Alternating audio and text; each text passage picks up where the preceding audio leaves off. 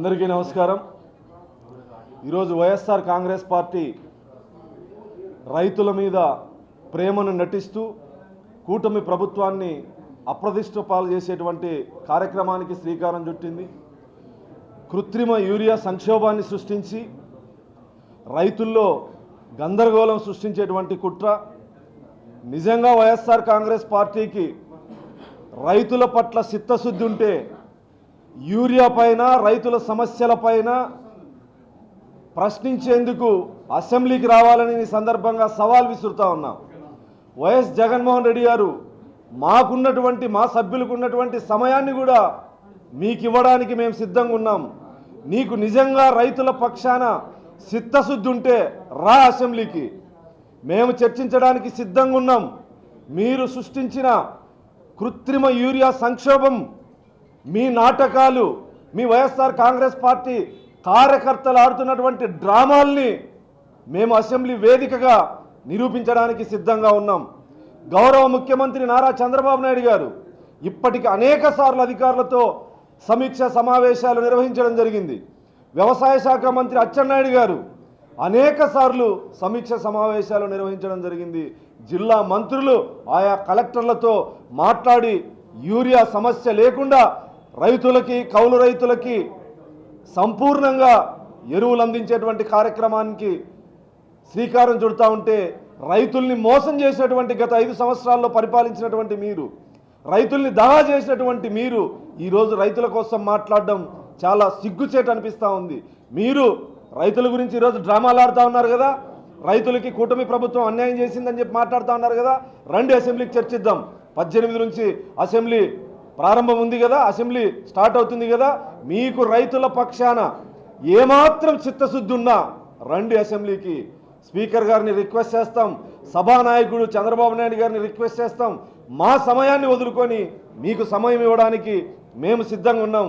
మీకు రైతుల పక్షాన ఏమాత్రం చిత్తశుద్ధి ఉన్నా రండి అసెంబ్లీకి। మీరా రైతుల గురించి మాట్లాడేది? రైతుల బకాయిలు ఇవ్వకుండా ఎగ్గొట్టి మోసం చేసేటువంటి మీరు ఈరోజు రైతుల గురించి మాట్లాడుతున్నారు। హంద్రీనీవా గురించి మాట్లాడుతున్నారు। రంగయ్య ఆయన ఎవరు కళ్యాణదుర్గంలో పోటీ చేసిన ఆయన, హంద్రీనీవాలో ₹1 5 సంవత్సరాల్లో రాయలసీమ జీవనాడే ₹1 ఖర్చు పెట్టారా? తట్టెడు మట్టిని ఎత్తగలిగారా? మీ దరిద్రాన్ని ప్రక్షాళన చేసి చెరువులకు నీళ్లు ఇవ్వడానికి 4,000 కోట్ల రూపాయలు, దాదాపు 4,000 కోట్ల రూపాయలు గౌరవ ముఖ్యమంత్రి చంద్రబాబు నాయుడు గారు కేటాయించి ఈరోజు వర్కులు చేస్తూ చెరువులకి నీళ్లు, కుప్పంకి నీళ్లు ఇస్తున్నారు చంద్రబాబు గారు। మీరు డ్రామాలు ఆడారు గతంలో, ట్యాంకర్లతో నీళ్లు తెచ్చి కృష్ణా జలాలని చెప్పి కుప్పం ప్రజల్ని మోసం చేసిన చరిత్ర మీది। పులివెందులకు కూడా నీళ్ళు ఇచ్చినటువంటి చరిత్ర గౌరవ ముఖ్యమంత్రి చంద్రబాబు నాయుడు గారిది। మీరు ఈరోజు బోర్లు, బావులు, రీఛార్జీల గురించి మాట్లాడుతున్న వైసీపీ నాయకులు, మీ ప్రాంతాల్లో చెరువులకి, మీ నియోజకవర్గాల్లో చెరువులకి నీళ్ళు వస్తే బోర్లు, బావులు రీఛార్జ్ కావా? చివరి ఆయకట్టుకు నీళ్లు రావాల్సినటువంటి అవసరం లేదా? మాలాంటి మారుమూల నియోజకవర్గాల చెరువులకి నీళ్లు రావాల్సినటువంటి అవసరం లేదా? మారుమూల చివరి ఆయకట్టుకు నీళ్లు రావాలంటే లైనింగ్ చేయాల్సినటువంటి అవసరం ఉండదా? గత 5 సంవత్సరాల్లో కృష్ణా జలాలు, హంద్రీనీవా జలాలు రాయలసీమకు తీసుకురావడానికి మీరు చేసిన ప్రయత్నం ఏంటి? ఎంత డబ్బులు ఖర్చు పెట్టారు సాగునీటి ప్రాజెక్టుల మీద? బహిరంగ చర్చకు వస్తారా లేదా అసెంబ్లీలో చర్చకు రాగలరా?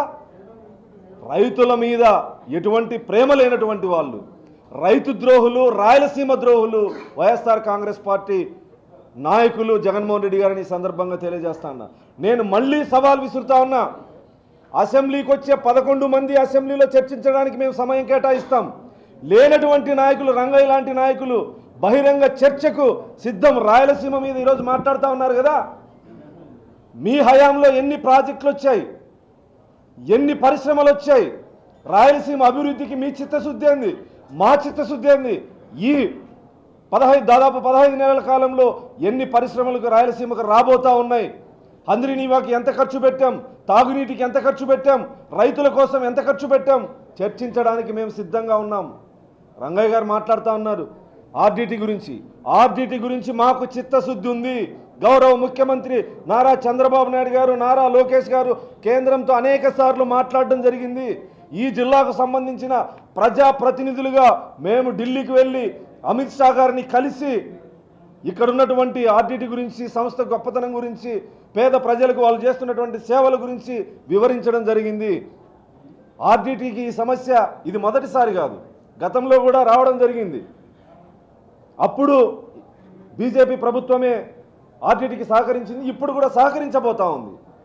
ప్రజల్ని గందరగోళం సృష్టించడానికి, ప్రజల్ని అయోమయంలో నెట్టివేయడానికి మీ సాక్షిలాగా అబద్ధాలని చెప్పితే ఎవరు నమ్మే పరిస్థితిలో లేరని చెప్పి వైఎస్ఆర్ కాంగ్రెస్ పార్టీకి నేను ఈ సందర్భంగా తెలియజేస్తా ఉన్నా. నేను మళ్ళీ ఒక శాసనసభ్యుడిగా, తెలుగుదేశం పార్టీ కార్యకర్తగా సవాల్ విసురుతా ఉన్నా. రాయలసీమలో ఏ జిల్లాలో ఏ సెంటర్లోనైనా రాయలసీమ అభివృద్ధి, గతంలో 5 సంవత్సరాలు జరిగిన అభివృద్ధి చర్చించడానికి మీరు వచ్చిన ఈ 15 నెలల్లో మేము అభివృద్ధి చేసిన వాటి మీద చర్చించడానికి మేము సిద్ధంగా ఉన్నాం.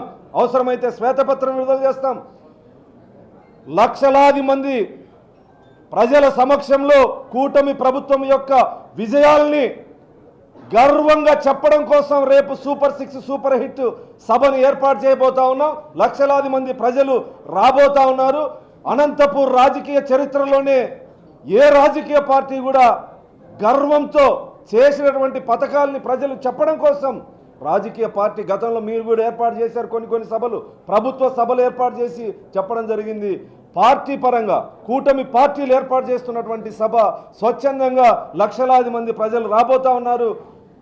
ఈ సభని కూటమి ప్రభుత్వం యొక్క విజయాల్ని, సంక్షేమ పథకాల్ని, అభివృద్ధిని ప్రజలకు గౌరవ ముఖ్యమంత్రి గారు సందేశం ఇవ్వబోతా ఉన్నారని చెప్పేసి అయోమయంలో నెట్టివేయడానికి కృత్రిమ యూరియా సంక్షోభాన్ని సృష్టించి ఈరోజు మీరు ఆడుతున్నటువంటి ఆర్డీఓ ఆఫీసుల మీద ఆడుతున్నటువంటి డ్రామాలు ఏవైతే ఉన్నాయో ఇవి ప్రజలు నమ్మరు. మీరేం చెప్పారు? ధరల స్థిరీకరణ నిధిని ఏర్పాటు చేసి మద్దతు ధర కల్పిస్తామని చెప్పి 5 సంవత్సరాల్లో ఎక్కడైనా ఒక్క రైతుకి, ఒక్క వర్గ రైతుకి, ఏ వర్గ రైతుకైనా, ధాన్యం రైతుకైనా, పత్తి రైతుకైనా, చీనీ రైతుకైనా, చెరుకు రైతుకైనా, ఆక్వా రైతుకైనా, ఏ రైతుకైనా మద్దతు ధర కల్పించారా? సిగ్గుందా జగన్మోహన్ రెడ్డి గారు? మొన్న పోయి పులివెందల్లో బాబా అని బత్తాయి ఏదో చేతిలో పెట్టుకుని మాట్లాడడానికి కూడా రాదు. నువ్వు కూడా ప్రజానాయకుడు ఎంతయా? చీనీ పండు చేతిలో పట్టుకున్నావే, ఆ చీనీ రైతు మీ ప్రభుత్వంలో మీరు ముఖ్యమంత్రిగా ఉండగా మీ పులివెందల్లో ఆత్మహత్య చేసుకున్నటువంటి చరిత్రను మర్చిపోయారా? వైఎస్ఆర్ కాంగ్రెస్ పార్టీ ఎన్ని అబద్ధాలు, అసత్యాలు తెలుగుదేశం ప్రభుత్వం మీద, కూటమి ప్రభుత్వం మీద ప్రచారం చేసినా ప్రజలు నమ్మేటువంటి పరిస్థితిలో లేరు. సూపర్ 6 పథకాల మీద, సంక్షేమ పథకాల మీద గతంలో మీరు హేళన చేశారు. ఈరోజు అవన్నీ చెప్పిన దానికంటే ఎక్కువ ప్రజలకు సంక్షేమ పథకాలు అందిస్తున్నటువంటి ప్రభుత్వం కూటమి ప్రభుత్వం. ఈరోజు మద్యం కేసులో ఎంతోమంది మా అనంతపూర్ ఉమ్మడి జిల్లా పేర్లు కూడా వినపడతా ఉన్నాయి. ఆ డబ్బులు అనంతపూర్ నాయకులు, వైఎస్ఆర్ కాంగ్రెస్ పార్టీ నాయకులు ఎన్నికల్లో వచ్చాయని చెప్పేసి త్వరలో నిగ్గు తేలిస్తే ఈ జిల్లాకు పట్టిన దరిద్రం వదులుతుందని ఈ సందర్భంగా తెలియజేస్తా ఉన్నా.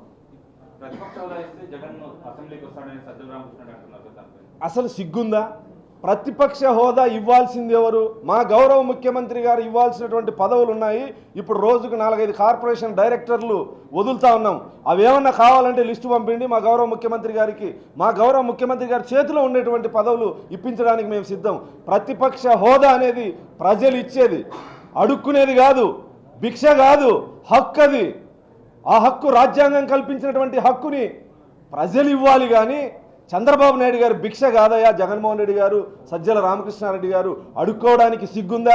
గతంలో అసెంబ్లీలో మీ జగన్మోహన్ రెడ్డి గారు ఏం మాట్లాడారు? మీకు 23 మంది ఎమ్మెల్యేలు ఉన్నారు, 3-4 పీకేస్తే, ఇటువైపు పీకేస్తే ప్రతిపక్ష హోదా కూడా రాదని మాట్లాడినటువంటి నీ 2 నాలుకల ధోరణి నీకు గుర్తుకు రాలేదా? ఈరోజు అడుక్కోవడానికి మీకు సిగ్గు లేదా అని చెప్పి సందర్భంగా ప్రశ్నిస్తా ఉన్నా. పులివెందల్లో రాయలసీమ వాసిగా పోరాటాలు చేసి హక్కుల్ని సాధించేటువంటి నేతల్ని చూశాం. కానీ ప్రతిపక్ష హోదా కోసం ఇంత దిగజారి అడుక్కునేటువంటి నేతల్ని ఇన్ని సంవత్సరాల రాజకీయ చరిత్రలో, 40 సంవత్సరాల తెలుగుదేశం పార్టీ ఆవిర్భవించినప్పుడు కూడా గౌరవ నందమూరి తారక రామారావు గారు ముఖ్యమంత్రిగా ఉన్న కాంగ్రెస్ పార్టీకి ప్రతిపక్ష హోదా లేకపోయినా సమయాన్ని కేటాయించడం జరిగింది. అడుక్కోవడానికి సిగ్గు లేదా? ఎవరు ఇవ్వాలి? ఈరోజు మా గౌరవ ముఖ్యమంత్రి గారు అన్ని నామినేటెడ్ పదవులు పూర్తి చేశారు. ఎన్నో కొన్ని ఉంటే వాటికి ఏమైనా మీరు అప్లికేషన్ పెట్టుకుంటే మా గౌరవ ముఖ్యమంత్రి గారు ఆయన చేతుల్లో ఉండేటువంటి రాజ్యాంగబద్ధంగా రావాల్సినటువంటి హక్కుని భిక్షగా అడుక్కోవడానికి వైఎస్ఆర్ కాంగ్రెస్ పార్టీకి ఏమాత్రం సిగ్గు శరం లేదని ఈ సందర్భంగా తెలియజేస్తాను. నేను మళ్ళీ సవాల్ విసురుతా ఉన్నా, మీరు అసెంబ్లీకి రండి. మీరు రైతుల పక్షాన మాట్లాడుతూ ఉన్నారు కదా, మీరు నటిస్తూ ఉన్నారు కదా, మీరు మోసపు మాటలు మాట్లాడుతూ ఉన్నారు కదా, మీరు అసత్యపు మాటలు మాట్లాడుతూ ఉన్నారు కదా, మీకు దమ్ము ధైర్యం ఉంటే నువ్వు నిజంగా రాయలసీమ గడ్డ మీద పుట్టింటే జగన్మోహన్ రెడ్డి రండి అసెంబ్లీకి, మేము సమయం ఇస్తాం. అధికార పక్ష శాసనసభ్యుల సమయాన్ని వదులుకొని మా శాసనసభ పక్ష నేత చంద్రబాబు నాయుడు గారిని రిక్వెస్ట్ చేసి మీకు అదనపు సమయం ఇప్పించడానికి మేము సిద్ధం. ఎందుకంటే కూటమి ప్రభుత్వం అన్ని వర్గాల ప్రజల సంక్షేమం, అన్ని ప్రాంతాల అభివృద్ధి కట్టుబడి ఉంది, సమాంతరంగా చేస్తూ ఉంది. కాబట్టి మీరు ఎన్ని మాట్లాడినా మా దగ్గర సమాధానం ఉంది, మేము చెప్పడానికి మేము సిద్ధంగా ఉన్నాం. మీరు అపోహ పడుతూ ఉన్నారేమో, మీరు ముఖ్యమంత్రిగా ఉన్నప్పుడు హేళన చేసిన శాసనసభ అది కౌరవ సభ, చంద్రబాబు నాయుడు గారి ఆధ్వర్యంలో ఉన్నటువంటి సభ గౌరవ సభ. మీ ఆత్మగౌరవానికి ఏమాత్రం భంగం కలగనివ్వం, ఏమాత్రం హేళనగా మాట్లాడం. మీరు దానికి భయపడతాండ్రేమో, ఇది కౌరవ సభ కాదు, గౌరవ సభ. ధైర్యంగా రండి, మీకు దమ్ము ధైర్యం ఉంటే.